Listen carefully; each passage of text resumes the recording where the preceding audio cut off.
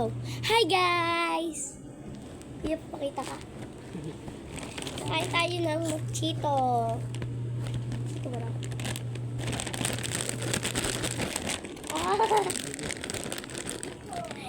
Ito, ang sarap niya guys.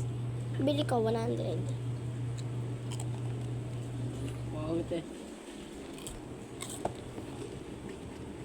Kaya kain na namin po kagabi. Hindi na yung laman niya. Siguro 2 piraso na lang. Wow. Kuya ko po ay mukhang tae.